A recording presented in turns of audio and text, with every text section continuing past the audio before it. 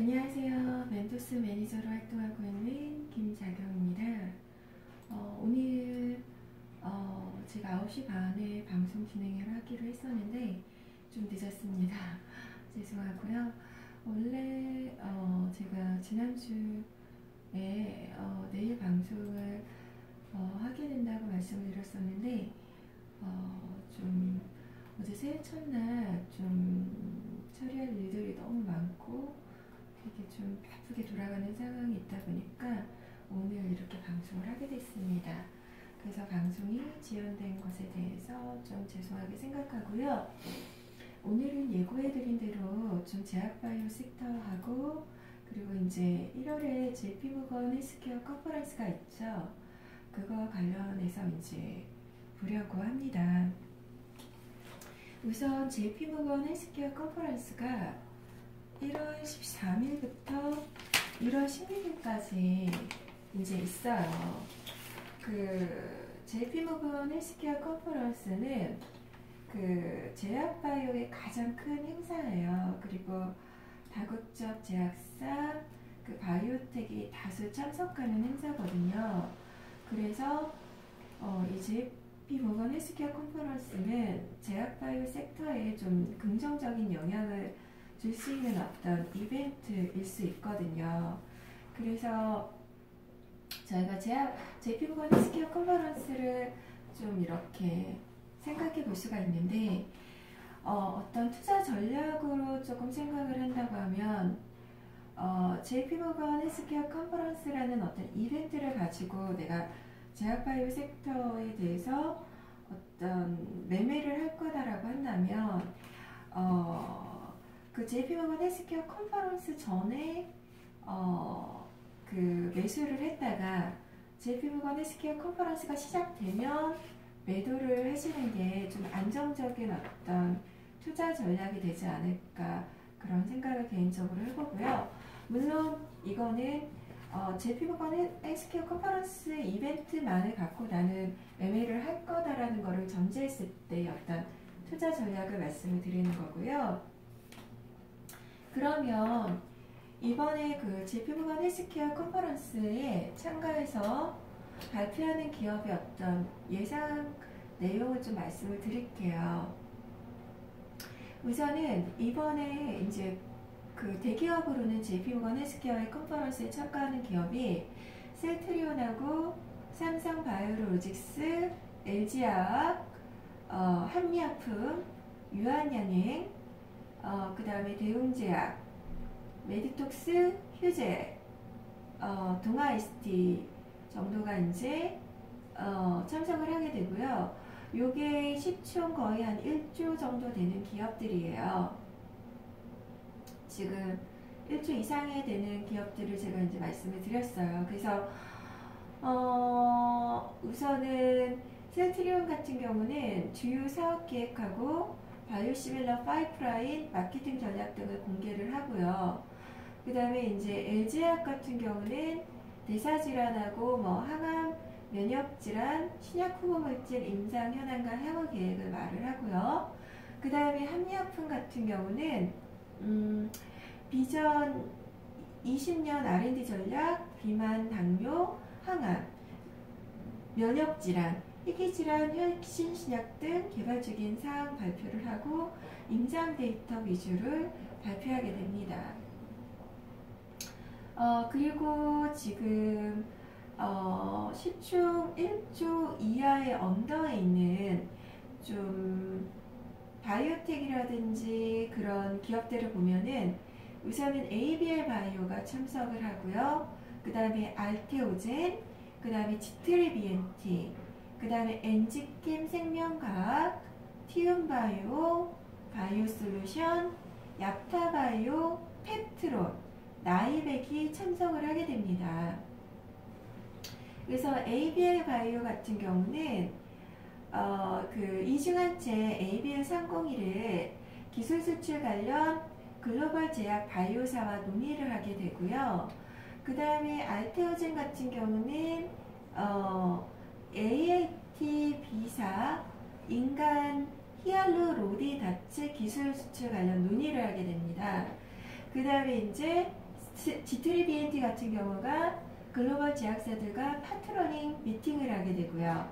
그 다음에 이제 엔지캠 생명과학 같은 경우는 EC-18 소개 및 기술 수출 논의를 하게 됩니다. 그리고 TU바이오 같은 경우가 그 TU2670 자국 내막증 치료제와 TU2218 면역항암제 신약물질 기술 이전을 논의하게 됩니다. 그 다음에 이제 바이오솔루션 같은 경우가 자가연골 세포치료제 이제 카티라이프 및 인체조직 모델 소개를 하고요. 글로벌 기관 투자자들하고 전략적 파트너십 발굴을 위해서 이제 그런 얘기를 하게 됩니다. 그 다음에 이제 약타바이오 같은 경우는 뇌질환 관련 후보물질 APX-뉴 및 그 당뇨병성 신중 APX-115를 논의하게 되고요. 그리고 이제 펩트론 같은 경우가 이제 플랫폼 기술 스마트 대포 소개 및 개발 중인 파이프라인 임상 데이터와 진행 현황, 개발 계획 등을 이제 설명을 하게 됩니다. 그리고 마지막으로 나이백이 그 글로벌 제약사들과 펩타이드 항암제 및 파이프라인을 논의를 하게 돼요. 그래서 다시 한번 정리를 해드리면 그 이번 JP모건 헬스케어 컨퍼런스는 1월 13일부터 1월 16일까지 진행이 되고요. 제가 여기 대화청에 한번 적어드릴게요. 컨퍼런스 일정 2020년 1월 13일부터 1월 16일까지 진행이 되고요. 참가 기업은 셀트리온 삼성 바이오로직스, 그 다음에 LG화학, 그 다음에 한미아프, 유한양행,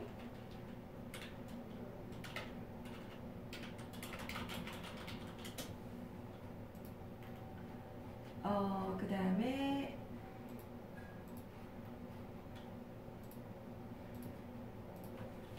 대웅제약, 그 다음에 메디톡스, 그 다음에 휴제, 동아 ST. 이 정도가 이제 좀 대형주고요.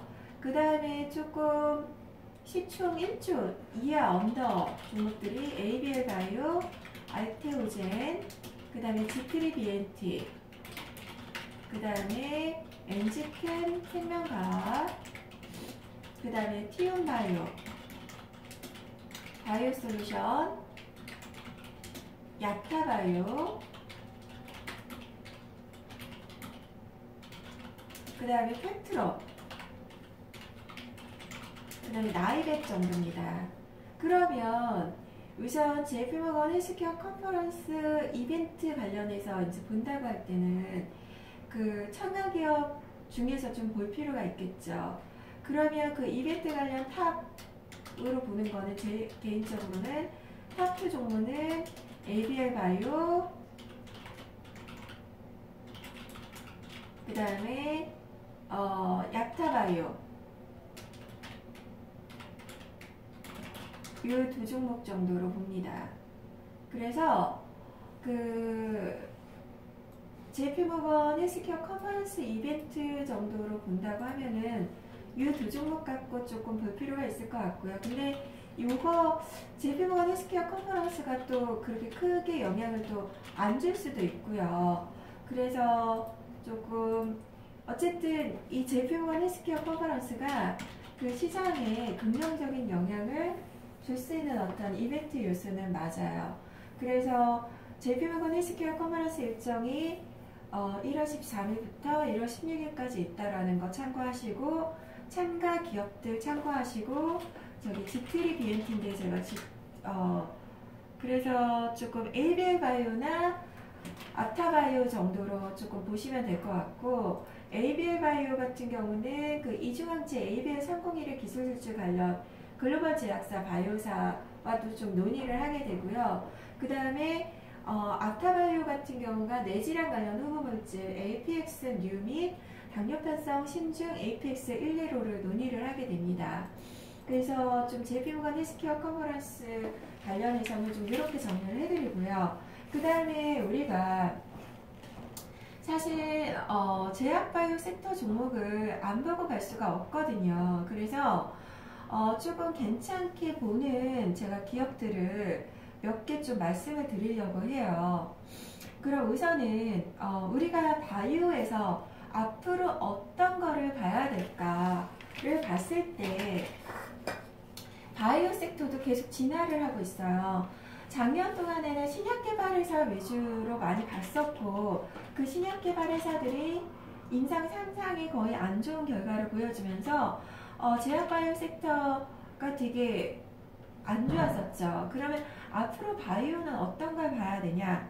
플랫폼 바이오, 그 다음에 이중항체, 그 다음에 마이크로 바이오일 것 같아요. 그래서 바이오가 이제 진화가 되고 있는데요. 최근 그 바이오 산업에서 핫한 세 가지 분야는요. 플랫폼 바이오 기술, 이중항체, 마이크로 바이옴이에요. 그래서 플랫폼 바이오 기술은 기존 의약품에 적용해서 다수의 흡음물질을 도출할 수 있는 기반 기술을 의미하거든요. 그리고 이중항체는 하나의 단백질이 2개 이상의 서로 다른 부위에 결합하는 항체고요. 단일 항체보다 결합력과 인체 내 안정성이 높아서 부작용이 적고 치료 효능이 우수합니다. 그리고 마이크로 바이옴은 미생물하고 생태계를 합친 말이거든요. 그래서 몸속에 있는 100조개의 미생물과 그 유전자를 얘기를 합니다. 그래서 바이오도 계속 진화가 되고 있고 앞으로 바이오를 보려면 플랫폼 바이오와 이중항체, 마이크로 바이옴 쪽을 봐야 된다. 이제 요게 바이오 트렌드입니다. 그러면 지금 바이오의 어떤 섹터의 현황이 어떻게 돼가고 있냐면 그 국내 제약사보다 먼저 플랫폼 기술에 관심을 보인 거는 글로벌 제약사들이에요. 우리나라 같은 경우는 우리가 어떤 3상까지 진행을 해서 그 신약 개발을 하고 이런 거가 아직까지는 우리나라 어떤 현황에서 매우 힘들어요. 그러면 시간도 오래 걸리고 돈도 많이 들고 그 다음에 그거를 3상까지 완료해서 신약 개발을 최종적으로 한다고 해도 그 글로벌 제약사처럼 어떤 마케팅의 어떤 위에 있는 게 아니기 때문에 저희 어떤 바이오텍 같은 회사들은 글로벌 제약사들한테 애로하는 전략을 가져가는 게 중요하거든요. 그러면 글로벌 제약사들이 어떤 부분에 관심을 가지고 있는가를 보는 게 중요하거든요. 그래서 그 신약 개발 트렌드가요. 케미컬 의약품에서 지금 바이오 의약품으로 옮겨가면서 그 시간과 비용이 크게 증가하게 됐어요. 그래서 화학 의약품 같은 경우는 그 시간과 비용이 별로 안 되는데 바이오 의약품 같은 경우는 시간과 비용이 크게 증가하게 됐거든요. 그러면 리스크를 줄이면서 효율을 높일 수 있는 방법으로 그 다수의 파이프라인 확보가 가능한 플랫폼 기술을 선택을 하게 된 거거든요. 그러면 그 플랫폼 기술을 기반으로 다수의 파이프라인을 진행하다 보니까 일부에서 실패 사례가 나오더라도 그 위험 부담을 줄일 수가 있는 거거든요. 이에 따라서 글로벌 제약사들은 플랫폼 기술을 자체적으로 확보하거나 또는 플랫폼 기술이 적용된 신약 후보 물질을 사들이는 것이 여러 면에서 수월해졌습니다. 그래서 국내 바이오 벤처들의 플랫폼 기술이 다국적 제약사에 이전되는 사례도 늘어나고 있습니다. 최근 시장에서 이제 또 각광받는 그 기술이 이중항체 기반의 그 면역 항암제 개발에 공들이는 그 제약 바이오사에 대한 글로벌 기술 수출 기대감이 높아지고 있어요. 그 면역 항암제는요, 그 표적 항암제의 뒤를 잇는 3, 4대 항암 치료제로 관심을 받고 있습니다. 그러나 그 단일 항체 기반의 면역 항암제 반응률은 15에서 이제 20%에 좀 불과해요. 이 때문에 그 단일 항체보다 높은 결합력 반응률을 갖춘 이중항체 기반의 면역 항암제가 각광을 받고 있습니다. 그 이중항체 기반 면역 항암제 기술 이전 비용은 후보 물질당 평균 3억 달러, 약 3,300억 원을 상회하고 있습니다.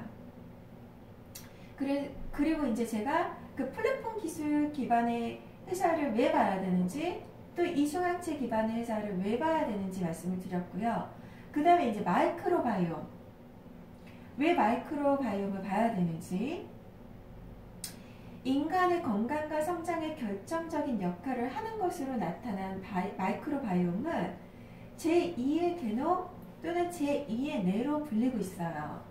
우리나라 정부도 마이크로바이옴의 중요성을 인지하고 또 육성하기 위해서 가이드라인 및 법률 재개정에 착수를 했습니다. 그래서 휴먼 마이크로바이옴을 활용한 치료, 진단 시장이 본격화될 것으로 전망되는 가운데 치료제 시장의 가장 빠른 성장이 예측이 되고 있어요. 그래서 2024년까지 마이크로바이옴 치료제 시장은 93억 달러 규모로 급성장할 것으로 전망이 되고 있고요. 마이크로바이옴 진단 분야는 2024년에 시장 규모가 거의 5억 달러를 넘어설 것으로 예상을 하고 있습니다. 그래서 제가 지금 계속 강조를 하고 있어요. 플랫폼 기술을 가진 기업, 그 다음에 이중항체 기반의 기술 기업, 그 다음에 마이크로바이옴 기업을 봐야 된다라고 말씀을 드리고 있습니다. 그럼 제가 이 세 가지를 말씀을 드렸는데, 그러면 이제 우리는 어떤 식으로 접근을 해야 되느냐? 눈여겨볼 만한 플랫폼 기술을 보유한 국내 바이오벤처 기업들이 속속 등장을 하고 있어요. 그리고 또한 이중항체는 제약과 바이오사에 대한 글로벌 기술 수출 기대감이 계속 증가하고 있고요. 그 다음에 휴먼 마이크로바이옴 분야는 기능성 제품, 치료제 등 다양한 시장의 니즈가 존재함에 따라서 높은 발전 가능성을 가지고 있습니다. 그러면 플랫폼 기술, 이중항체, 제가 지금 마이크로바이옴을 말씀을 드렸어요. 그럼 그와 관련해서 조금 집중적으로 좀 봐야 될 기업이 뭐냐? 제가 몇 개 기업을 좀 말씀을 드릴게요. 올릭스, 그 다음에 셀리드, 에클론, 이런 기업들이 에클론, 좀 복합적이긴 한데요. 이런 기업들이 약간 플랫폼 기술을 기반한 기업이라고 좀 볼 수 있어요. 플랫폼. 그리고 또 이제 나누면은 이중항체 쪽으로는 ABL 바이오, 파믹신, 유틸렉스, 이런 또 에클론도 약간 여기에 포함이 될 수가 있어요. 이 정도가 약간 이중항체. 이렇게 조금 관련성 있게 볼 수 있을 것 같고요. 그 다음에 이제 마이크로바이옴 같은 경우가 지노맨 컴퍼니하고요. 그 다음에 네오크레마, 그 다음에 비피도 정도가 마이크로바이옴 기업이다. 이렇게 보시면 될 것 같아요. 그래서 제가 지금 계속 정리를 해드리고 있습니다. 우리가 앞으로 바이오 기업을 볼 때는 플랫폼 기술을 가진 기업, 그 다음에 이중항체 기술, 그 다음에 마이크로바이옴, 이쪽을 봐야 된다 말씀을 드리고 있고, 그 다음에 그 관련 기업들을 제가 대화창에 좀 정리를 해드리고 있어요. 그러면 제가 조금 괜찮게 보는 기업을 좀 말씀해 드릴게요. 올릭스 말씀을 드릴게요. 이 올릭스라는 기업은요, 그 독자적인 RNA 간섭 치료제 플랫폼 기술을 구축하고 있는 기업이에요. 그리고 이 기업은 플랫폼 기술을 활용한 그 난치성 질환 파이프라인을 확대를 하고 있습니다. 그러니까 좀 깊게 들어가면 너무 조금 복잡하기 때문에 그냥 올릭스 하면 RNA 간섭 기술이다, 이렇게 이해를 하시면 돼요. 그래서 그 RNA 간섭을 해서 그 플랫폼 기술을 구축하고 있다. 그럼 이 기업은 플랫폼 기반을 한 기업이에요. 그 다음에 이제 셀리드 같은 경우가 어떤 기업이냐면, 셀리팍스라는 게 있어요. 그 셀리팍스 기반의 항암 면역 치료 백신 연구 중심의 바이오 기업이에요. 그래서 어떤 5종의 항암 면역 치료 백신 BVASC 파이프라인을 개발 중에 있습니다. 그 다음에 이제 유틸렉스 같은 경우가 차별화된 면역 항암제 개발 플랫폼을 보유하고 있고요. 그 다음에 항체 치료제, T세포 치료제, CAR-T 세포 치료제 파이프라인을 보유하고 있습니다. 그 다음에 ABL 바이오 같은 경우가 대표적인 어떤 이중항체 기술을 가진 기업이고요. 그 다음에 이제 그 지노앤 컴퍼니 같은 경우는 마이크로바이옴 전문 연구개발 기업이고요. 국내에서 처음으로 마이크로바이옴을 활용한 첫 글로벌 임상을 신청한 기업이에요. 근데 마이크로바이옴 쪽으로 봐야 될 기업이 또 네오크로마, 비피도가 있고요. 그 다음에 이제 에클로는 국내 이제 카티 선도업체로 카티 치료제를 개발을 하고 있어요. 그래서 에클론 같은 경우는 카티도 하고 있고요. 또 플랫폼 기술 기반의 R&D 모멘텀도 좀 풍부한 기업이고요. 그 다음에 3건의 기술 수출 가능성이 있는 파이프라인을 보유를 하고 있습니다. 네, 그래서 오늘 방송은 이것으로 마치도록 하고요.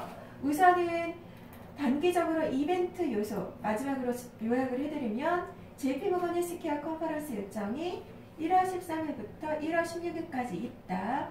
그 다음 참가 기업으로는 셀트리온, 삼성바이오로직스, LG화, 한미약품, 유한양행, 대웅제약, 메디톡스, 휴즈, 동아ST, 그 다음에 시총 1조 언더 기업 정도로는 ABL바이오, 알테오젠, 지트리비엔티, 엔지캠 생명과학, 티움바이오, 바이오솔루션, 아타바이오, 팩트론, 나이백 정도가 이제 참가를 하게 되고 JP모건 헬스케어 컨퍼런스 이벤트성으로 조금 기업을 조금 보고 싶다면은 ABL바이오, 아타바이오 조금 하나 더 추가한다고 하면 엔지캠 생명과학, 바이오솔루션 정도 이렇게 보시면 좋을 것 같고요. 그 다음에 앞으로 우리가 바이오는 어떻게 봐야 되냐면 플랫폼을 가진 기업, 그 다음 이중항체 기술을 가진 기업, 마이크로바이옴 쪽을 봐야 되고 그 관련된 기업이 플랫폼 쪽으로 가지고 있는 기업이 올릭스나 셀리드나 에클론이고요. 그 다음에 이중항체 쪽이 ABL바이오, 파맥신, 유틸렉스 정도고요. 그 다음에 마이크로바이옴이 지노앤 컴퍼니, 네오크로마, 비피도 정도다. 이렇게 정리를 하고 계시면 될 것 같습니다. 이상으로 오늘 방송 JP모건 헬스케어 컨퍼런스 그 다음에 바이오 섹터 짚어드렸습니다. 감사합니다.